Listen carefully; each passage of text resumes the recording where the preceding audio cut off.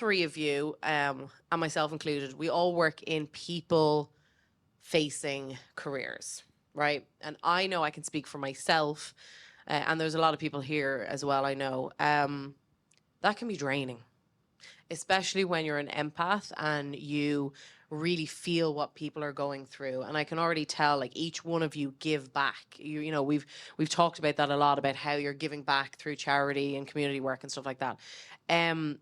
How do you take care of Well, yourselves? for me, I You know? believe in self-care, especially being in the funeral profession,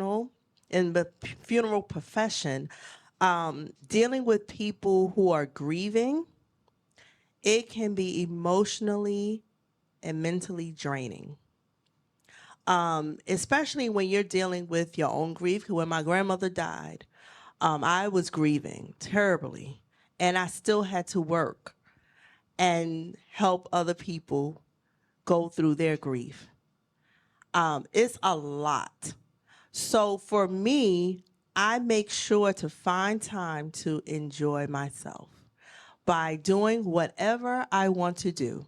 When I leave work, I try to leave everything at that door. I try my best not to take it home with me. I tell people you have to find whatever will help you relax. For me, I find just sitting in my house by myself is relaxing. I find looking at movies and watching YouTube. I watch YouTube all day, all different things. I lived through flight attendants, real estate agents, and everything. I love day in the life of different professions. And I find that relaxing.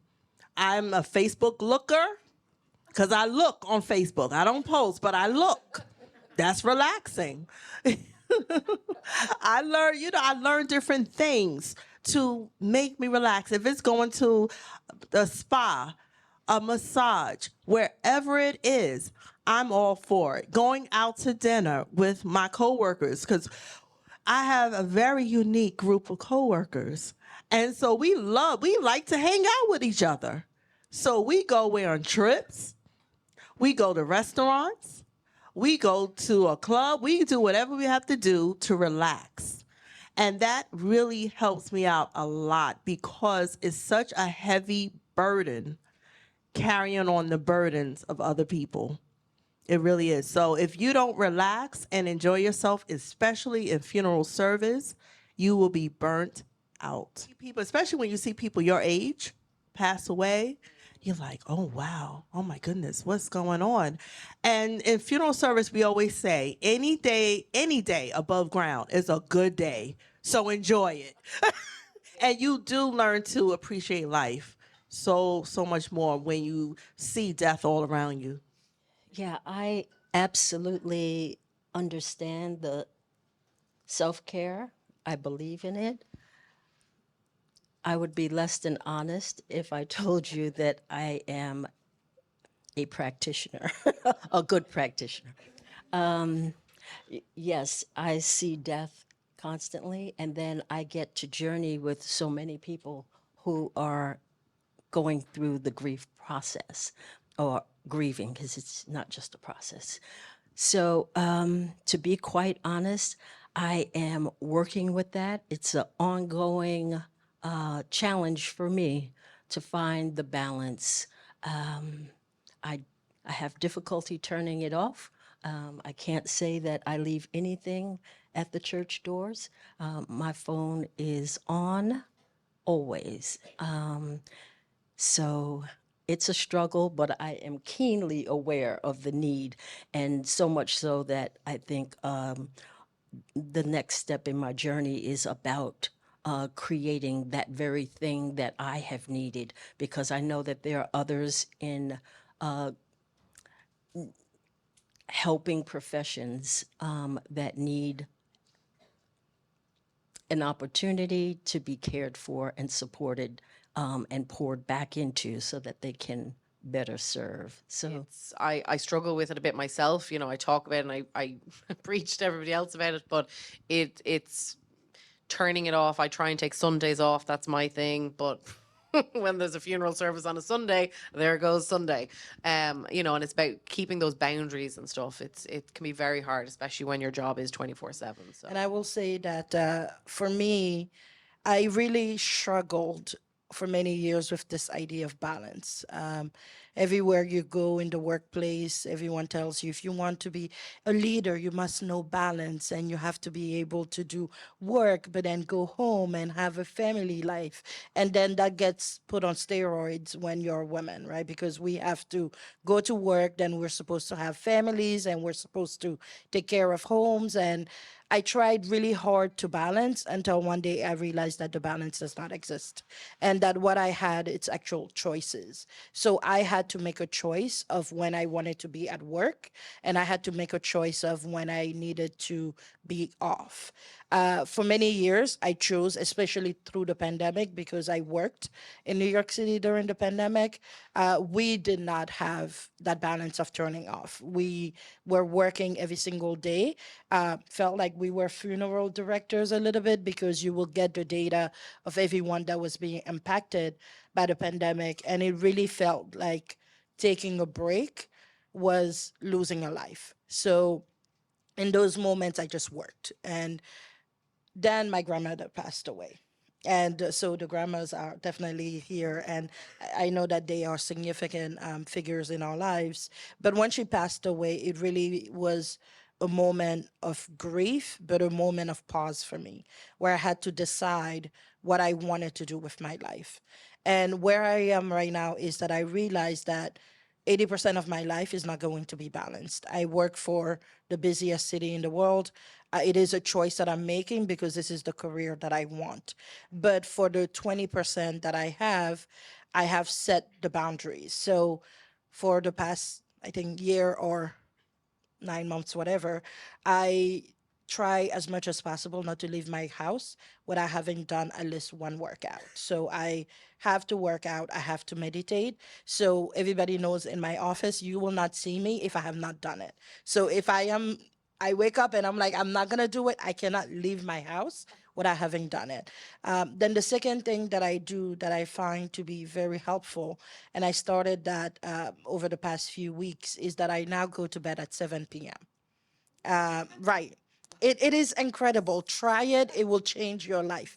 Go to bed at 7 p.m. 7 p.m. It is forcing me to then wake up at 5.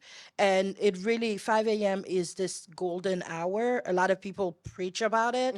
And I thought, it's another fluff, but it really changes your life. So actually, I'm way past my bedtime today for you all. But that moment, going to bed by 7 enables me to try and leave work at work and to actually be at home. But I know that if I'm up, I'll continue checking emails. So folks, just know if you don't hear from me after 7, it's because I am in bed. And the final thing that I am doing is to make time for my family. When my family calls me, I try to answer. I might not answer right away, but I have to answer within that day. I have to call them back. I have to text them back. I have to show them that I care. Because again, life really is short, but life is meant to be lived. And we cannot control all the pieces of it, but what we can control is the memories that we make with our families. So that's something that I really cherish a lot. And it's funny because I was actually going to say that, people push this 5 a.m. I am not a morning person. I am a nighttime person through and through. I wrote my book, my first book in 2 months from 10 p.m., sorry, to 4 a.m. in the morning because it was quiet. I could get it done. And I am absolutely a nighttime person. So one of the things I actually wanted to say was, do you, find what works for you, because it's not going to work for everybody. Like the 5 a.m. Congrats. Oh my God. Congratulations. Can't get over it. I cannot. I'm not a morning or night person. I'm like in the middle of the day. I cannot. Wow. Well, so on all of that, and with what we've talked about up to now, if you could sit down, we don't necessarily have to pick an age, but if you could sit down with your younger self, so, maybe around your teenage years, I feel like those are kind of the exploratory phase of your life, what would you say? Would you tell her to go to bed at 7 o'clock? Oh my God. I think I should go to Asada first for sure. What would you say to your younger self? Go to bed at 7. don't do so much work. But I think what I will tell my younger self is everything that you are hearing about the characteristics that make you you, those are going to be your strength when you grow up. I was in the US at the age of 13 and I was undocumented, right? I didn't have a social security. I was one of those dreamers, and I will go into classrooms and I spoke French, but I had an accent. So when I was trying to speak English, the kids will be like, "Oh my gosh, you have an accent." And to me, I used to see that as something that was a weakness, but that showed that I spoke a different language. So that was a skill. When I will hear throughout, I came on September 7th and then September 11 happened, right?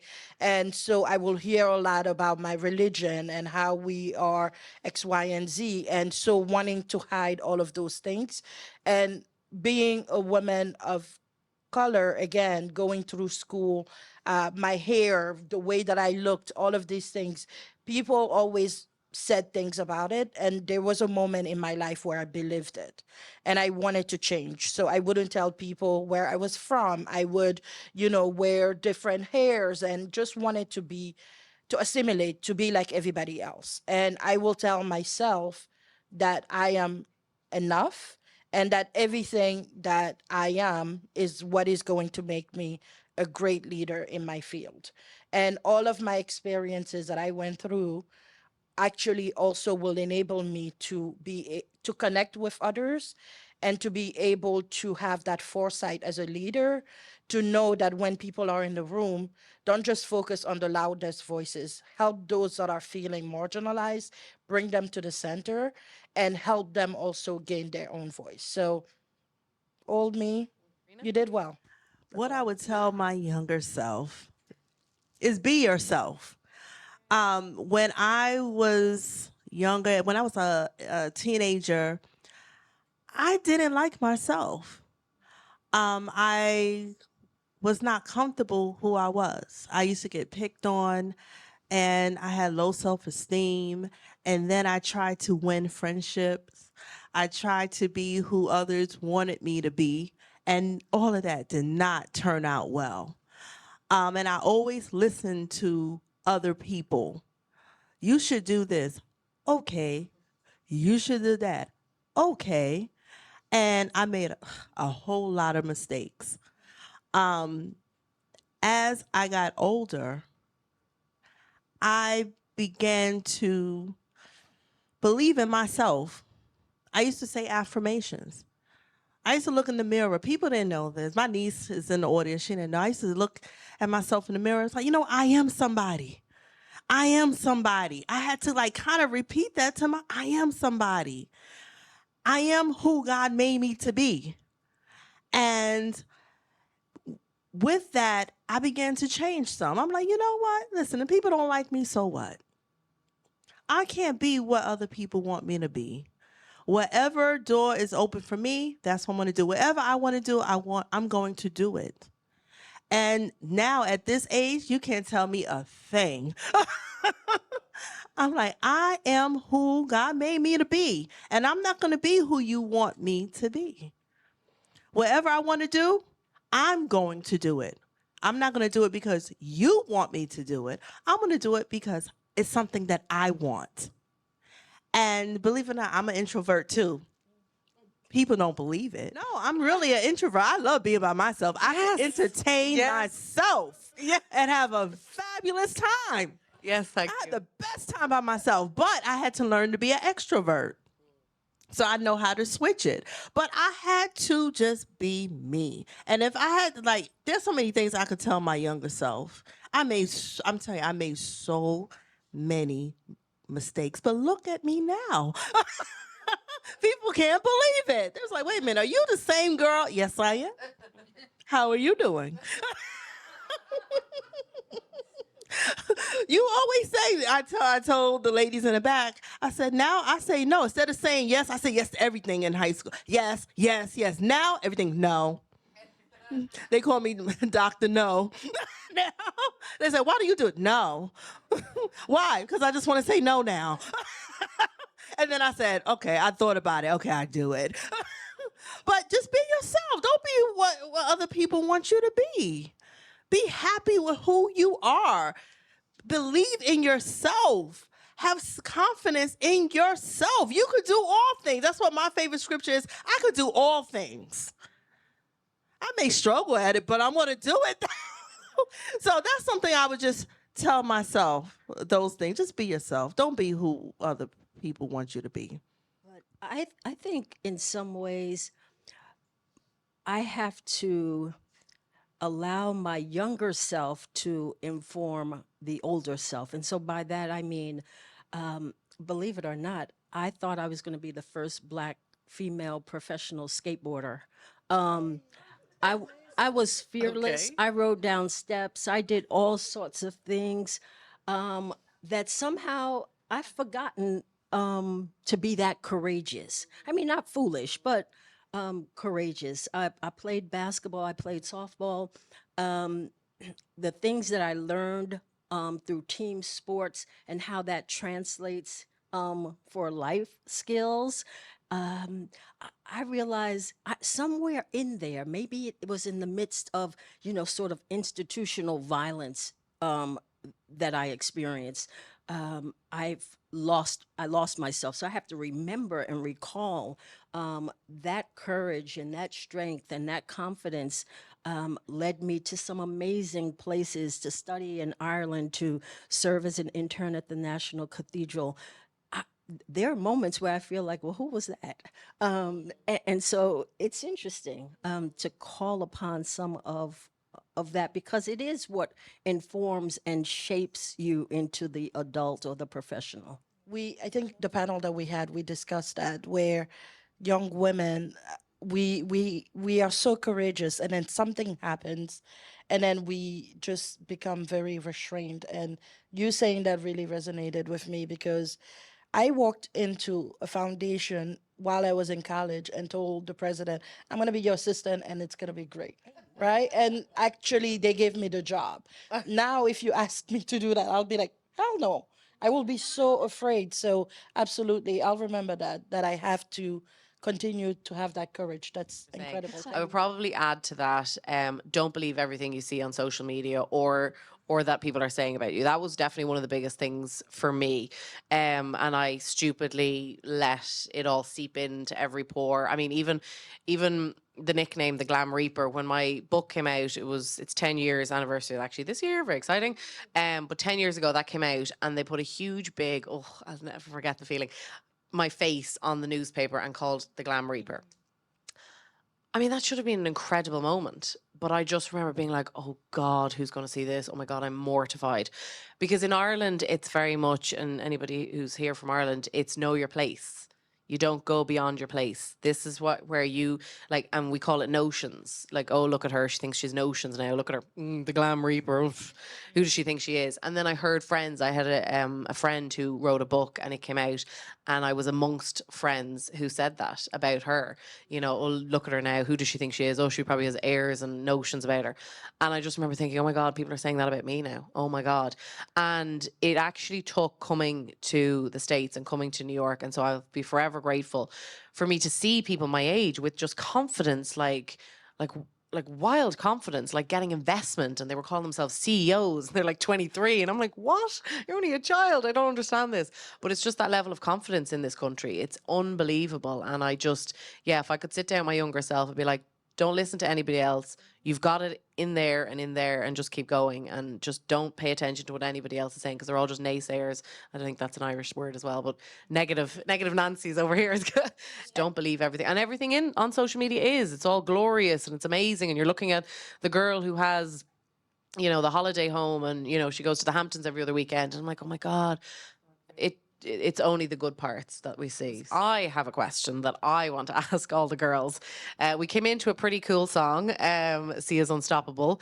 I do love that song for a bit of empowerment. But I want to know, what is your funeral song? Most people in the audience know mine is It's Raining Men. Very specifically, the RuPaul and Martha Wash version. Don't give me Jerry Halliwell or any of that cheap nasty. I want RuPaul and Martha Wash very specifically. But I would like to know what your funeral song is. It would be Frank Sinatra, Did It My Way. Good stuff. Yeah, I did it my way. Listen, if I'll try to do it. And if I fail, I fail. But at least I did it. So that's what people would say. She did everything. That's for sure. So I did it my way. That would be my song. If I can help someone, if I can help somebody, then my living will not be in vain. I think the song that came into my head is Luther Vandross, Dance with My Father. Again. I love that song. And that's because when I was growing up, every morning I would walk into my mom and my dad's room and we will actually dance. And then when I came to the US and he had that song, it felt like he was speaking to my actual life. So I guess that will be the song because I will hope that death wouldn't be the end, right? It will finally be reuniting with all the people that you've lost, all the holes in your heart, right? Like the grandmothers, the grandfathers, and it will be another dance in another place.